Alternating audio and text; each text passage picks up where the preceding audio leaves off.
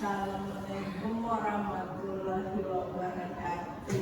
Waalaikumsalam wabarakatuh. Selamat siang ibu-ibu dan bapak. Seperti itu.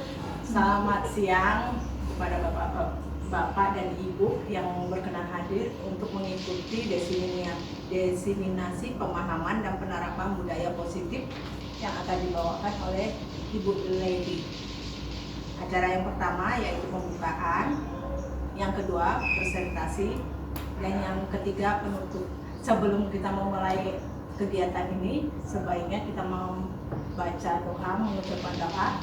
Kita mulai dengan doa menurut agama dan kepercayaan kita masing-masing. Doa dimulai. Doa selesai. Kepada Ibu Lady, kami persilakan. Terima kasih Bu. Ini gimana? Bagus. Oke. Selamat siang Bapak Ibu semuanya. Terima kasih atas kehadirannya. Kali ini kita berada di ruang lab komputer. Hari ini saya akan memaparkan tentang diseminasi modul 1 yang kemarin saya pelajari dari pelajaran kami di calon guru penggerak angkatan pemahaman dan pengalaman budaya positif. Ada 6 dalam eksplorasi konsep untuk budaya positif ini. Yang pertama disiplin positif, kedua teori motivasi, keyakinan kelas, kebutuhan dasar manusia 5 posisi kontrol, dan segitiga restitusi. Nanti satu persatu kita pelukan. Oke. Selanjutnya.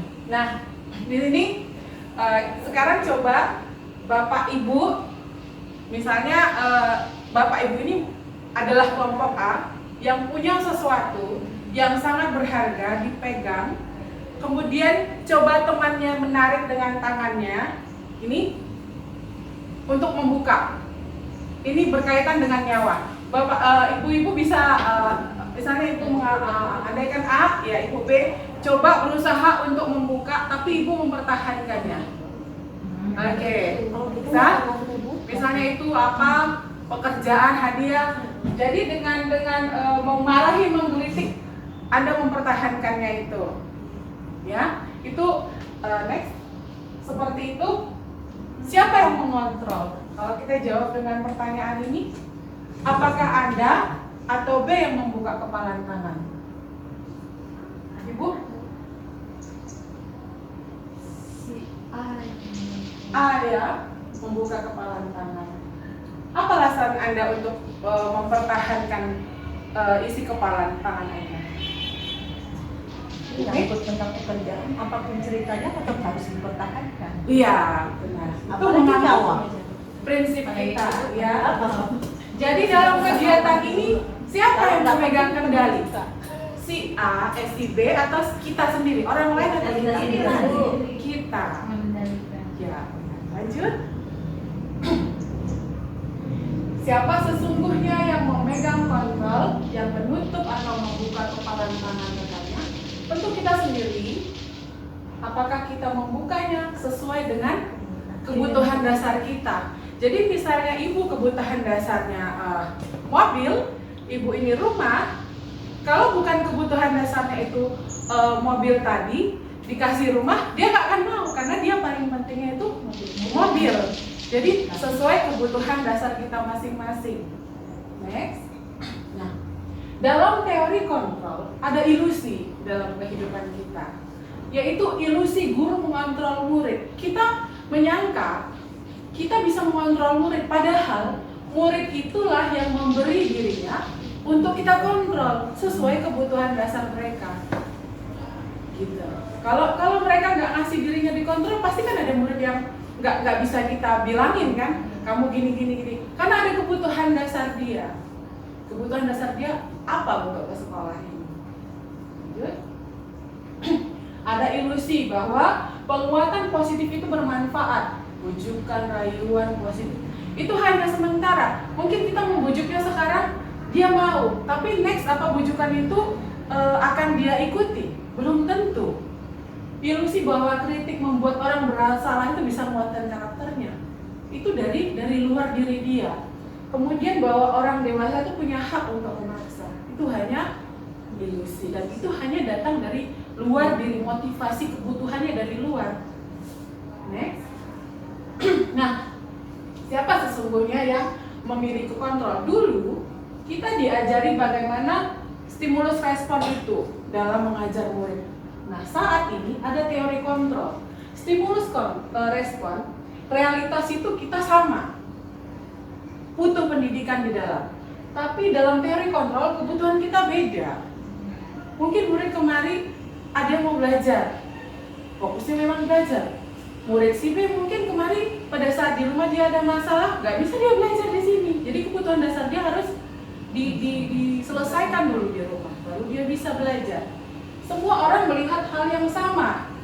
Itu dulu kalau stimulus respon, bagaimana kita memberi stimulus responnya, mereka akan menjawab seperti yang kita mau. Tapi sekarang, setiap orang punya gambaran yang berbeda.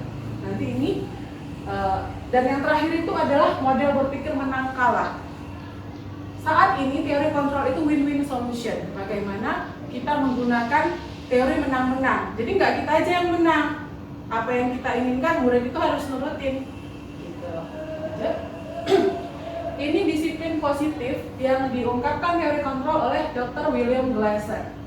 Ini semua dari teori motivasi yang akan mempengaruhi seseorang atau apa kepentingannya. Ada posisi kontrol yang sering kita lakukan, termasuk saya juga.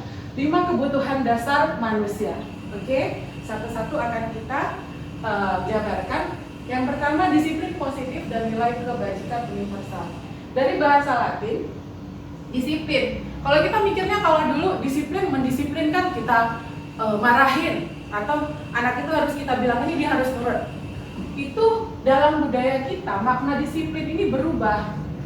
Jadi anak itu harus patuh, didisiplinkan mungkin dalam ketentaraan dia harus didisiplinkan, harus patuh.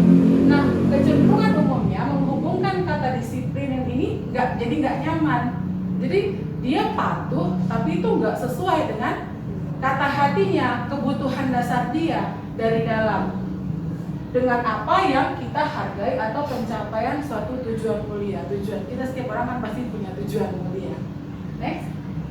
Nah, yang kedua tadi, yang pertama budaya positif ini berkaitan dengan budaya positif tadi bahwa setiap orang tuh punya nilai-nilai kebajikan secara universal yang pengen dicapai setiap individu.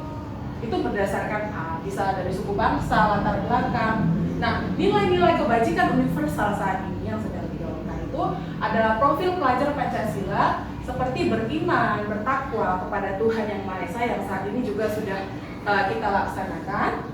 Next, ini akan nanti berdampak kepada kontrol kita, teori kontrol yang akan kita pelajari selanjutnya.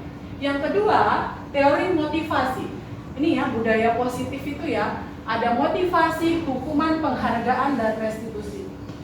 Kalau flashback dulu ya, kita itu ingat, kita ini mau jadi guru itu motivasinya apa sebenarnya? Coba Bu Dina, motivasinya jadi guru karena apa? Oke, Bu Mek? Mencerdaskan. Oh, bukan karena ikut-ikutan orang. Ibu Ramini kenapa dulu bisa jadi guru, bisa jadi di sini? Apa motivasinya? Kalau bisa jadi di sini kan memang di sini ditempatkan. Oh, memang ditempatkan. Oh gitu. Jadi kan sebelum ditempatkan kemari jadi guru kan ikut ujian guru. Itu disuruh orang tua atau memang pengen? Pengen. Oh, dari dalam diri. Oke. Jadi kenapa kita lakukan sesuatu? Apa yang menjadi dorongannya? Apakah lingkungan dari luar atau dari dalam diri kita? Motivasi ini berdasarkan Diana Gossinot itu ada 3. Setiap orang pasti ada 3. Yang pertama, dia untuk menghindari ketidaknyamanan atau hukuman. Kalau saya dulu disuruh latihan musik itu kalau nggak pakai pedang panjang, bukan pedang, pukul-pukul sama mama saya, kamu kena hukum kalau nggak latihan. Motivasi saya latihan jadi gara-gara ini untuk menghindari hukuman. Yang kedua untuk mendapat imbalan atau penghargaan. dan ini mungkin masih saya alami sekarang. Kayaknya pengen melakukan sesuatu karena ada imbalan yang saya terima, penghargaan. Dan hal baik yang terakhir, setelah berpuluh-puluh tahun akhirnya belajar untuk menjadi orang yang saya inginkan, menghargai diri saya sendiri dengan nilai-nilai yang saya percayai. Oke, pernah nggak kita dalam situasi kita punya prinsip gitu, tetapi kita harus ngambil keputusan itu bertabrakan dengan prinsip kita, penghargaan diri orang, sampai dikecam nih. Kamu, misalnya kamu diajak ke sini nih, kamu tuh karena bukan grup kita, kenapa nggak mau gitu? Ayolah ke sini. Karena merasa begitu, pernah nggak? Apa prinsip-prinsip yang Anda perjuangkan lindungi? Setiap kita pasti ada yang kita lindungi dan kita yakini ya. Jadi saat itu kita pengen jadi orang seperti apa? Orang yang ikut-ikutan, orang yang merasa kenyamanannya karena dipuji, atau kita punya nilai-nilai sendiri karena menghargai diri kita sendiri. Sebagai seorang guru, waktu kita mengajar di kelas tepat waktu, motivasi apa yang ada dalam kita? Apakah itu kita karena disuruh atasan, supaya aku nggak dihukum, aku harus tepat waktu nih, jam 7.30, jam 8 nih berharap. Ya itu yang pertama dari teori Gosen tadi. Yang kedua, dia pengen dapat imbalan gitu. Wah, absenku kan nggak ada nih, full lah, aku dapat penghargaan nilai baik ya 100, aku dapat misalnya apa, sebuah mobil atau kuncinya aja kan contohnya. Atau kita jadi orang yang menghargai waktu bukan karena dari luar, tapi kita percaya nih, kalau kita lakukan ini, kita itu bikin teladan yang baik bagi murid-murid kita, bagi orang-orang di sekitar kita. Itu berarti kita menghargai nilai-nilai diri kita sendiri. Oke? Ini lagi, bila di sekolah tidak ada peraturan, nggak ada peraturan nih ya, bebas nih, kita nggak ada teguran, apakah kita akan datang tepat waktu? Itu bisa kita evaluasi diri kita sendiri. Jadi memang dalam budaya positif ini, hal pertama sebelum kita masuk ke kelas, kita mengevaluasi dulu diri kita. Kita udah sampai tahap mana, motivasi kita apa, sehingga kita ketika masuk dalam kelas tuh udah bukan karena yang dari luar lagi cakap apa yang dikatakan orang, tapi di dalam diri kita. Menurut Anda, dari ketiga jenis motivasi tadi, mana yang paling banyak mendasari perilaku anak kita? Ini bisa kita terapkan setelah ke diri kita, bisa kita terapkan ke anak murid kita. Mereka datang ke sekolah itu hanya mau dapat penghargaan, misalnya dibilang guru ini hebat nih, teman-teman yang lain lihat anakku ini hebat, kalian mau seperti dia. Atau yang kedua tadi apa? Ingat gak Bu? Gosen tadi. Pertama karena takut dihukum guru, kemudian penghargaan. Atau si anak itu kita pengen dia datang itu karena dia pengen memang belajar. Gitu. Nilai-nilai kebajikan apa yang berusaha kita tanamkan sama murid-murid kita di kelas. Jadi itu dulu, sebelum kita masuk kelas, motivasi apa, baru kita bisa memotivasi murid-murid kita. Ki Hajar Dewantara menyatakan bahwa merdeka itu tidak hanya terlepas dari perintah. Memang kita akan punya peraturan di sekolah dan perintah dari atasan, tapi kita juga bisa perintah diri sendiri. Ya. Kita juga bisa memerintah diri sendiri. Jangan takut. Yang penting kita yakin bahwa yang kita lakukan itu memang benar dan motivasinya adalah untuk anak didik. Bukan untuk kita dihargai orang atau dapat hukuman, tapi kita itu melihat anak didik, kita ada tujuannya. Anak ini akan jadi apa seperti ini. Next. Nah, segala motivasi, kemudian peraturan, itu akan ada hukuman atau konsekuensi. Ketika kita anak-anak melakukan sesuatu yang tidak benar, apa yang kita lakukan? Saya mau tanya kepada Bapak Ibu, mencatat 100 kali dalam buku kalimat, saya tidak akan terlambat lagi, ini termasuk hukuman atau konsekuensi? Hukuman. Karena dia terlambat, maka dia harus mencatat 100 kali. Lari mengelilingi lapangan basket karena terlambat hadir, hukuman. Mengganti kertas tugas teman yang udah dicoret-coret, hukuman atau konsekuensi? Oke, selanjutnya nanti boleh ini ya, bisa dilihat ya, ada konsekuensi. Inilah perbedaan hukuman dan konsekuensi. Mereka melakukan sesuatu karena kita hukum, atau ada konsekuensi yang harus mereka lakukan karena perbuatannya. Inilah perbedaan hukuman dan konsekuensi. Hukuman, sesuatu yang menyakitkan itu harus terjadi. Kalau konsekuensi, kalau dia buat ini seperti stimulus dan respon tadi, maka dia akan mendapatkan hal ini. Seperti tadi, dia coret-coret buku temannya, dia harus ganti kembali. Itu konsekuensinya. Nah, di hukuman, anak bisa marah. Memang pada saat itu dia melakukan, tapi dia kan ngedumel. Rasa bersalah, dipermalukan, merasa tidak dihargai. Dan kan konsekuensi dia kehilangan hak, dibuat tidak nyaman, diasingkan untuk sementara atau time out. Next, ada solusi ketiga. Selain hukuman dan konsekuensi tadi yang disebut restitusi. Memang kami di guru penggerak ini banyak istilah baru yang memang nggak tahu. Kita yang dulunya ternyata hal ini begini sudah lakukan sebenarnya, tapi kita nggak tahu namanya. Restitusi ini proses menciptakan kondisi, memperbaiki kesalahan murid tadi, mereka kembali ke kelompoknya itu menjadi lebih kuat lagi karakternya. Jadi murid, seperti contohnya kita lah ya, kita dulu jangan murid. Kita itu membuat restitusi kepada diri kita untuk kita bisa membentuk karakter kita lebih kuat lagi, tidak hanya ke grup ini, tapi grup ini ke semua orang kita bisa masuk. Jadi penguatan karakter melalui restitusi, sehingga dengan karakter yang lebih kuat itu dia bisa kolaboratif bersama teman-temannya, kerjasama dengan siapapun dia bisa kerjasama untuk tujuan mulia. Ini perbedaannya nanti saya bagi sama teman-teman. Untuk ini hukuman, misalnya sesuatu yang menyakitkan harus terjadi. Kalau disiplin konsekuensi sesuatu harus terjadi, restitusi itu pilihan. Jadi kita kembalikan kepada mereka. Jadi kamu menghadapinya ini bagaimana? Di sini peraturannya adalah kamu harus begini. Di sini apa peraturannya? Kan kamu sudah tahu. Kalau kamu ini, kamu harus ganti ini. Coret-coret yang tadi. Nah, kita kalau di restitusi tanya, apa yang kamu yakini? Ini kembali kepada keyakinan kelas.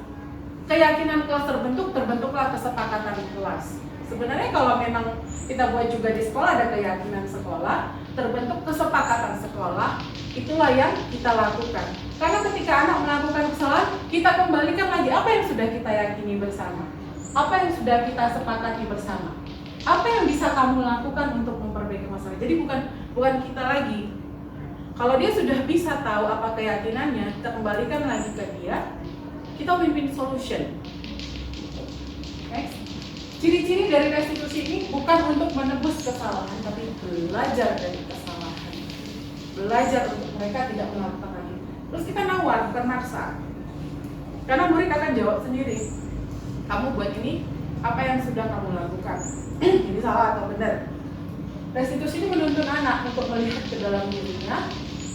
Ya, ini bisa dibaca semuanya dan mengembalikan murid yang berbuat salah pada kelompoknya. Jadi dia nggak dibully, nggak dihakimi. Kita juga perlu menjelaskan kepada teman-temannya. Itulah tadi keyakinan kelas tadi. Kalau keyakinan kelas dibuat karena ini salah, kemudian kita akan menanyakan kembali kepada grupnya apa yang kita yakini terhadap teman ini. Jadi mereka bisa kembali seperti semula. Keyakinan kelas, kenapa kita buat keyakinan kelas bukan peraturan? Apa bedanya? Kalau misalnya kita mengendarai sepeda motor tuh, kita kan ada peraturannya, harus pakai helm. Kemungkinan jawaban kita untuk apa itu ya? Supaya kita selamat. Terus kita peraturan tentang penggunaan masker, itu kan peraturan. Kenapa nggak keyakinan aja? Untuk kesehatan. Ya? Nah, itu jawaban. Nilai keselamatan, keyakinan itu diambil dari mana?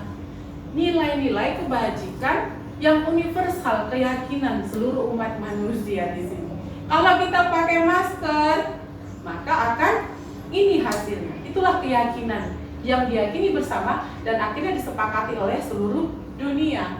Nilai-nilai kebajikan yang tersirat tersurat lepas dari latar belakang. Jadi ini terkait juga dengan murid-murid. Kalau peraturan itu kan kita buat, mereka nggak ikut campur di dalamnya. Tetapi keyakinan kelas, kita ngajak mereka, ayo apa yang kita yakini bersama. Mereka itu harus tahu untuk apa mereka buat itu dan tujuannya apa. Jadi kembali untuk mengetahui apa motivasi dasar kebutuhan siswa. Ini peraturan yang kita buat. Keyakinannya apa? Inilah nilai kebijakan. Contohnya, selalu kembalikan buku ke tempatnya. Keyakinannya apa? Kebajikan apa yang ada di situ? Kemudian dilarang mengganggu orang. Kebajikan apa? Menghargai dan menghormati orang lain. Ada nilai kebajikannya dalam melakukan keyakinan. Jadi kita nggak nulis peraturan dilarang mengganggu orang lain. Itu lagi, tapi menghormati dan menghargai teman. Nanti kalau temannya ada yang memukul atau apa, nilai keyakinan apa yang sudah kita buat di kelas? Menghargai teman. Apa itu menghargai teman? Menghormati teman. Nah, itulah termasuk tidak boleh ganggu teman. Inilah nilai-nilai keyakinan kelas yang bisa kita ajarkan kepada murid kita tentang tanggung jawab, menghormati orang lain, kesehatan, keselamatan. Untuk saat ini yang bisa kita ambil itu profil pelajar Pancasila. Itulah nilai-nilai kebajikan yang bisa kita ajarkan. Apa itu profil pelajar Pancasila yang kita masukkan ke dalam keyakinan kelas. Yang keempat, kebutuhan dasar manusia. Ada 5 kebutuhan dasar manusia. Pertama, bertahan hidup. Kalau kita nggak makan, kita nggak minum, bisa? Itu hal yang paling penting. Kita punya semuanya tapi kita nggak bisa makan, nggak bisa minum, mati. Jadi yang pertama, bertahan hidup. Kemudian apa? Kasih sayang. Diterima. Kalau nggak diterima, kita kan ngerasa gimana ya? Pasti kan ada rasa sedih kan? Aku pengen deket kok, aku pengen dicintai. Terus penguasaan, bisa menguasai suatu keterampilan, misalnya bahasa Inggris, komputer, apapun itu. Keempat, kesenang ya, karena kita pengen senang. Siapa yang mau sedih terus? Ya kan? Yang terakhir, bebas, kebebasan. Di sini ada contoh. Tahun ini Dimas genap berusia 17 tahun. Dia senang waktu papanya itu ngajak dia berlatih menyetir.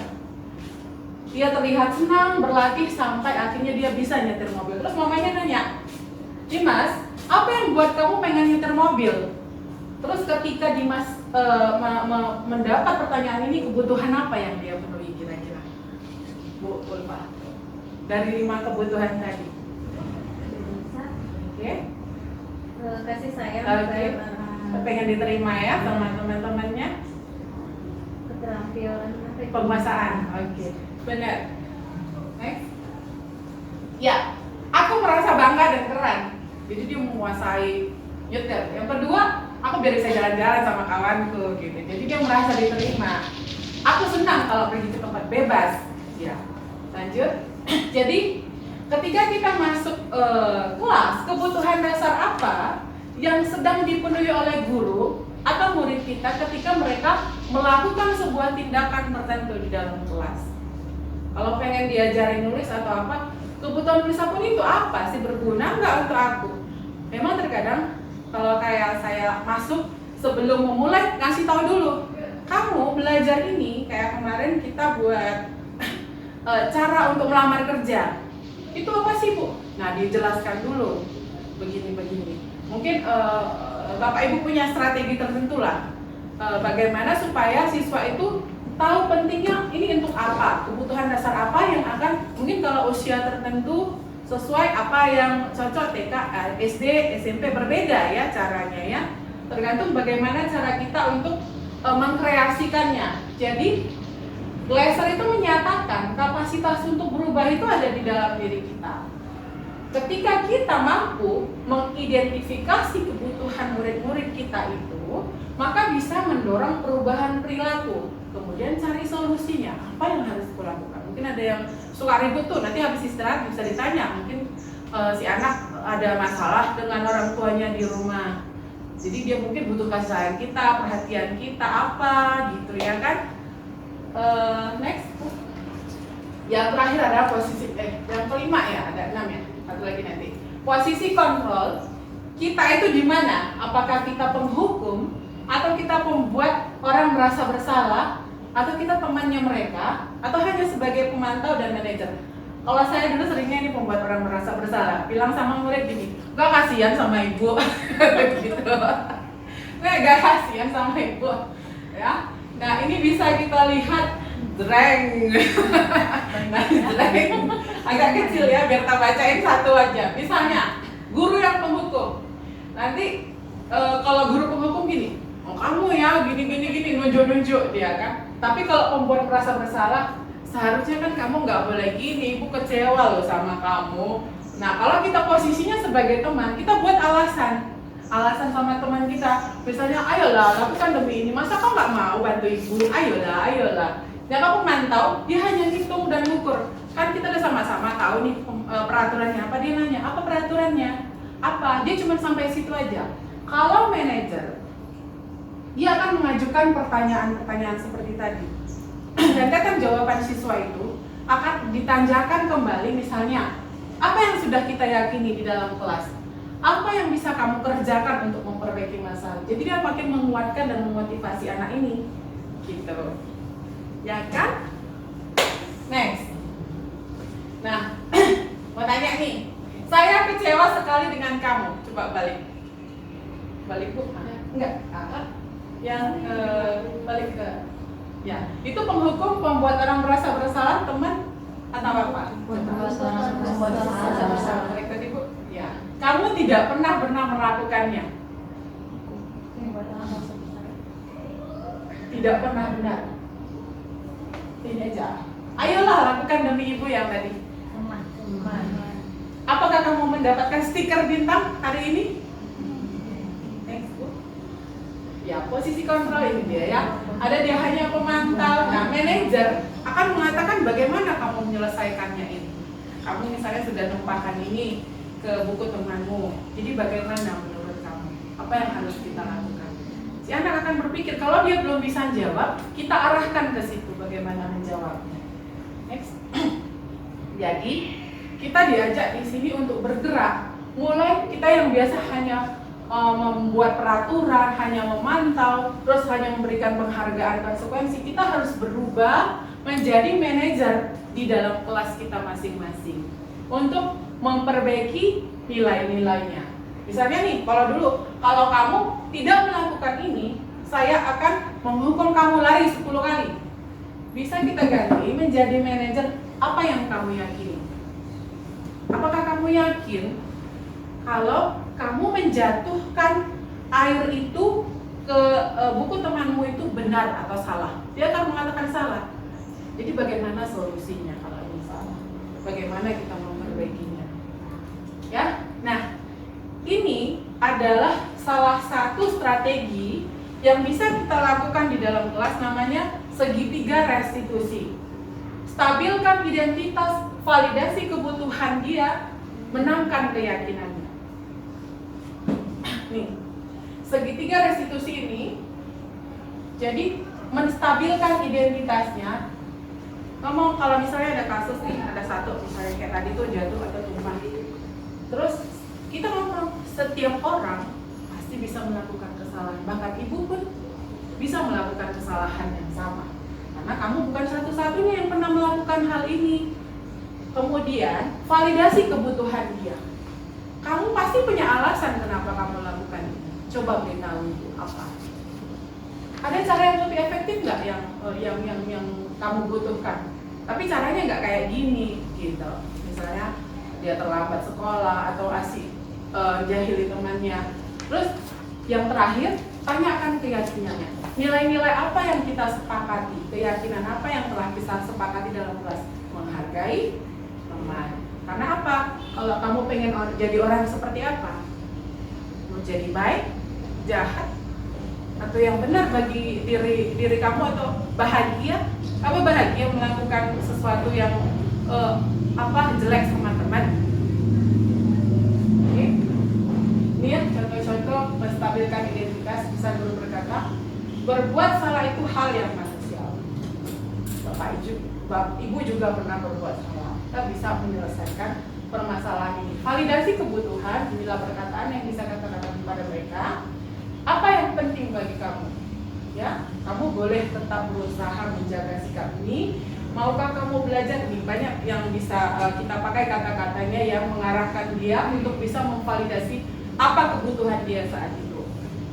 Nah, tanyakan keyakinannya. Yang terakhir, apa yang kita percayai. Jadi kita tidak langsung menghukumnya atau langsung membuat konsekuensinya. Kita lakukan segitiga restitusi.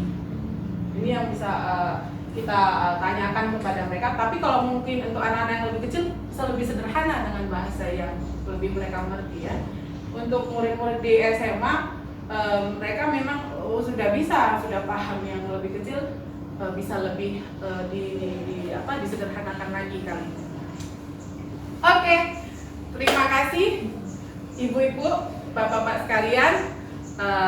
Selesailah budaya positif ini bisa untuk sebagai masukan kita membuat keyakinan kelas, kesepakatan kelas di dalam kelas, dan semoga bermanfaat bagi bapak ibu sekalian untuk kemajuan anak-anak kita dalam perkembangannya, apalagi di sekolah luar biasa yang kita cintai ya. Terima kasih, selamat siang. Saya serahkan kepada Ibu Moderator.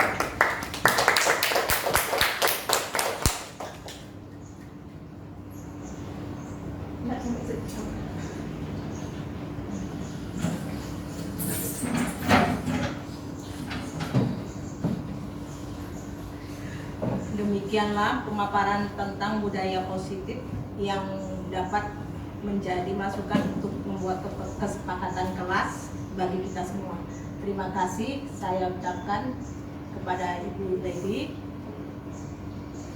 dan teman-teman semuanya yang bersedia hadir di sini. Demikianlah. Assalamualaikum warahmatullahi wabarakatuh. Waalaikumsalam.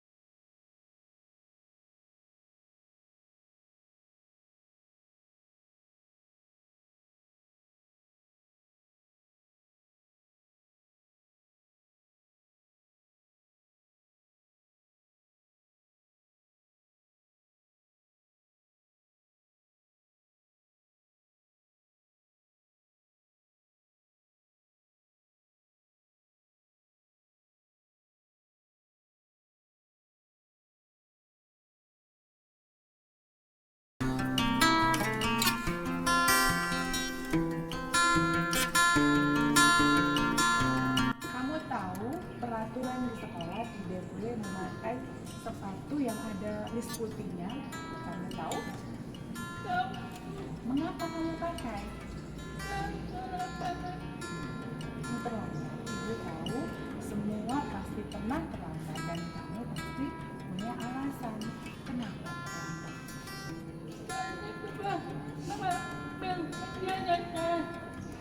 Jadi kamu terburu-buru mengambil sepatunya karena terlambat dan kesian. Bagaimana cara kamu memperbaikinya?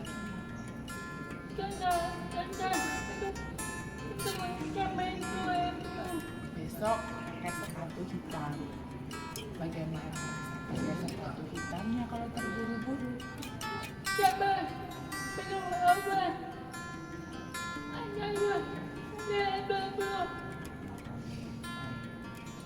Bagus, besok pagi tidak boleh terlambat dan tidak pakai sepatu yang salah. Oke, Ibu menghargainya keputusan kamu. Besok jangan lupa ya. Jangan.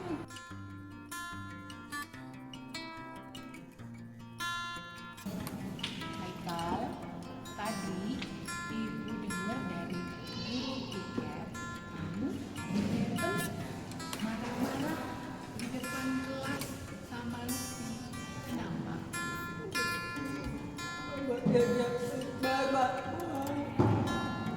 Kamu marah, semua orang pernah marah. Kamu pasti juga punya alasan karena dibilang tukang bohong sama Lutfi.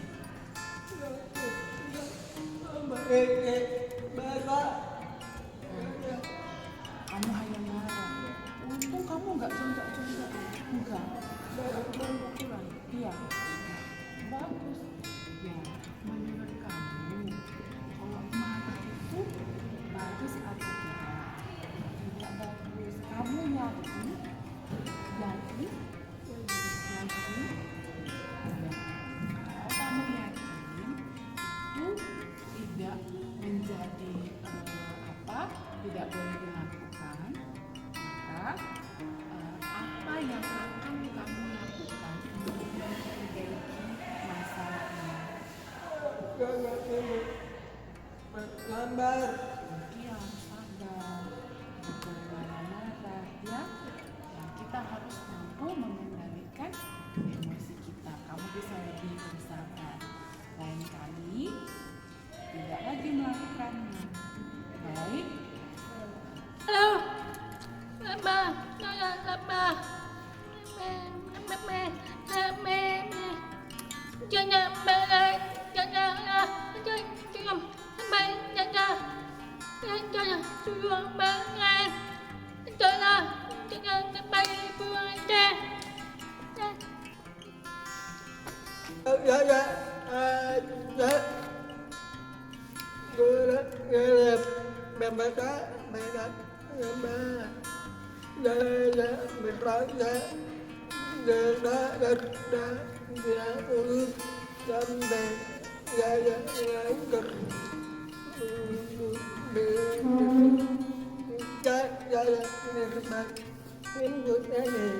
dạ,